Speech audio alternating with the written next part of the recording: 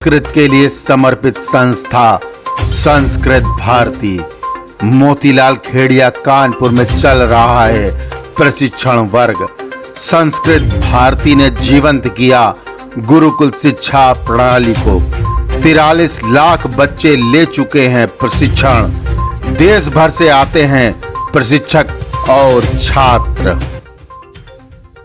आज हम मौजूद हैं मोतीलाल खेड़िया विद्यालय में, जहां संस्कृत संवर्ग चल रहा है। हमारे बीच पदाधिकारी मौजूद हैं जो संस्कृत शिक्षण प्रशिक्षण के लिए नागपुर से पधारे हैं, श्रीश देव पुजारी जी। हम उनसे जानना चाहेंगे कि संस्कृत संवर्ग से आम जनमानस इतना दूर क्यों है और क्या विधि है जो इस तरीके के प्रशिक्षण प्रारंभ हुए। संस्कृत भारती एक सामाजिक संगठन है और समाज के लोगों के बीच में जाकर ही संस्कृत पढ़ाती है। हमारा कोई विद्यालय, महाविद्यालय, विश्वविद्यालय नहीं है। हम औपचारिक शिक्षा में नहीं हैं और इसीलिए समाज में जाकर समाज को पढ़ाना, वहीं से लोगों को लाकर उनके आवासीय वर्गों का संचालन करना, जिनमें अन्य भाषा बोलने पर प्रतिबंध होता है। सबके जंगम दूरवाणी जमा कर लिए जाते हैं, यानी मोबाइल, ताकि उससे भी वो किसी स्थानीय भाषा में किसी से बात न कर सके। संस्कृत में पूरा वातावरण वर्ग का बना रहे, इसलिए ये सब क्रियाएं होती हैं।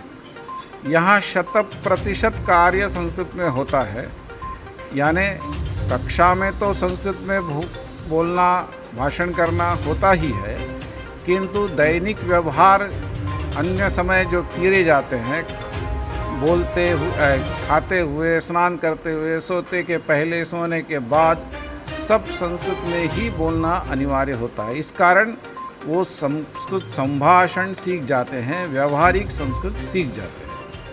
तो ऐसे आवासीय वर्ग 3 स्तर के हैं। प्रथम स्तर का हर प्रांत में होता है, 40 प्रांत पूरे भारत में हैं। दूसरे स्तर का क्षेत्रशाह होता है, 12 क्षेत्रों में पूरे भारत को विभाजित किया है। और एक अखिल भारतीय स्तर का वर्ग होता है, वो एक ही स्थान पर होता है। ऐसे हर वर्ष 53 आवासीय वर्ग लगते हैं। पहला स्तर का 7 दिन का, दूसरे और तीसरे स्तर का 12 दिन का। ऐसे दिनों की संख्या भी निश्चित है। इन वर्ग भारत में जिस तरीके की संस्कृत प्रणाली और सामाजिक समरसता के रूप में आप इसको आगे बढ़ा रहे हैं, अब तक कितने ऐसे छात्र होंगे जो प्रशिक्षण प्राप्त कर चुके होंगे? कुछ लाख में संख्या है। निश्चित संख्या तो मैं आज नहीं बता पाऊंगा, किंतु हमने लगभग 45 लाख लोग संभाषण करने वाले उत्पन्न किए हैं और लगभग 4000 परिवार ऐसे निर्माण किए हैं जिनमें संस्कृत में ही संभाषण होता है।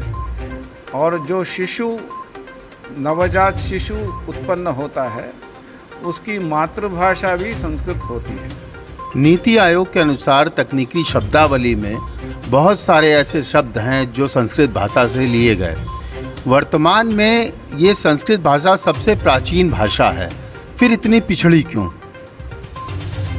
बीच के काल में अंग्रेज़ों का शासन रहा, उन्होंने अंग्रेज़ी भाषा पर बल दिया, अंग्रेज़ी शास्त्रों को पढ़ाना प्रारंभ किया और इसीलिए ये भाषा पिछड़ती चली गई। अभी हम स्वतंत्र हैं और इसीलिए अपने ज्ञान के भंडार को यदि हमको बाहर लाना है तो इस भाषा के द्वारा ही संभव है, क्योंकि अंग्रेज़ आने के पूर्व तक भारत में अंग्रेज़ी में कोई पुस्तक लिखने का प्रश्न ही नहीं था।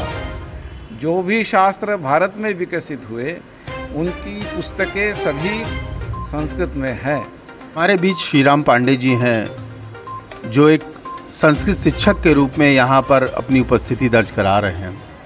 पांडे जी, वर्तमान आधुनिक शिक्षा प्रणाली और संस्कृत की तारतम्यता के बीच कैसे ये सामंजस्य बैठेगा? संस्कृत हमारी मातृभाषा जब बन जाएगी, जन सामान्य में आ जाएगा, प्रत्येक व्यक्ति की भाषा हो जाएगी। जहाँ तक हम कहते हैं सर्वेषां संस्कृतम पठत संस्कृतम वदत संस्कृतम, उसकी एक कड़ी है। जब हमारी भाषा दिनचर्या की हो जाएगी तो आसान हो जाएगा। उत्तर और दक्षिण में एक बड़ा फासला है। लोग आज भी आधुनिक संस्कृति के बीच जब दक्षिण में जाते हैं तो उनको महसूस होता है कि संस्कृत की विद्या का प्रसार उत्तर की अपेक्षा दक्षिण में ज़्यादा है। ऐसा क्यों? संस्कृत पुरातन भाषा है, यह हिंदी भाषी क्षेत्र है और संस्कृत सर्वव्यापी है। देश के प्रत्येक कोने में संस्कृत है। संस्कृत सभी भाषाओं की जननी है। भाषा संस्कृत से ही अवतरित हुई है, ली गई है और वह वर्तमान में चल रही है। तो फिर हम व्यक्ति समाज के परिवार से हम बच्चों तक पहुँचे, उनको अपने पास लाएं, उनको संस्कृत भाषा सिखाएं। हमारे बीच चंद्र प्रकाश त्रिपाठी जी मौजूद हैं जो संस्कृत भारती का प्रतिनिधित्व भी कर रहे हैं। त्रिपाठी जी, जो शिक्षा प्रणाली वर्तमान स्थिति में है और एक संत महात्माओं की एक काफ़ी जानकारी, मैंने बातचीत भी कई महंतों से, तो उन्होंने एक आरोप भी ये लगाया कि जो भी मंदिरों में पंडित होते हैं या शिक्षक होते हैं, ये केवल लिमिटेड एक सीमा तक ही संस्कृत जानने की कोशिश करते हैं, उसके बाद उनको कोई जानकारी नहीं। तो समाज में एक गलत संदेश भी जाता है कि ये व्यक्ति संस्कृत की जिस विचारधारा से हमारे वेद पुराण शास्त्र सब समाहित हैं, वो पूरा उसका कोई दशमांश भी वो नहीं जानता। और उसकी जब ये परिस्थिति लोग देखते हैं तो संस्कृत के प्रति लोगों का मोह कैसे बढ़ेगा? कि जो अपनी प्राचीन परंपरा रही है, अपनी संस्कृत वो मातृभाषा रही है। जिस समय सृष्टि का प्रारंभ हुआ था उस समय सभी लोग संस्कृत ही बोलते थे। संस्कृत को देवभाषा कहा जाता है। देवता लोग इसी भाषा को समझते हैं। अब जहाँ तक ये प्रश्न आया कि आचार्य लोग मंदिरों में है, पूर्ण भाषा को नहीं समझते, तो कालांतर में धीरे मध्य में जो संस्कृत का ह्रास हुआ, वो कुछ जो अंग्रेजियत आई, कुछ मुस्लिम संस्कारें आई, इन्होंने संस्कृत को पीछे धकेला, अनुवाद पद्धति आई, उस कारण से ह्रास हुआ। अब जो आचार्य मंदिर में पुजारी हैं या संस्कृत ज्ञान नहीं प्राप्त कर रहे हैं, ये दोष उन लोगों को जो मंदिर के प्रबंधक है उनको ये चाहिए कि हम जो आचार्य रख रहे हैं या जो उन लोगों को केवल इसको कर्मकांड की भाषा समझ रखा है, इसको ज्ञान की भाषा नहीं माना। वास्तव में कर्मकांड और पूजा पाठ तो एक अलग विषय है, ये ज्ञान की भाषा है, ज्ञान की प्रकाशक। सा विद्या या विमुक्त है। संस्कृत विद्या एक ऐसी विद्या है, ये भाषा ऐसी भाषा है जिसको पढ़ करके मनुष्य मोक्ष तक प्राप्त कर सकता है। बड़े बड़े ऋषि मुनि ज्ञानी संस्कृत पढ़ करके ही, आराधना करके, साधना करके ही ये संसार से मुक्त हुए हैं। तो हमारा कर्तव्य बनता है इस भाषा को हम जन जन तक पढ़ाएं।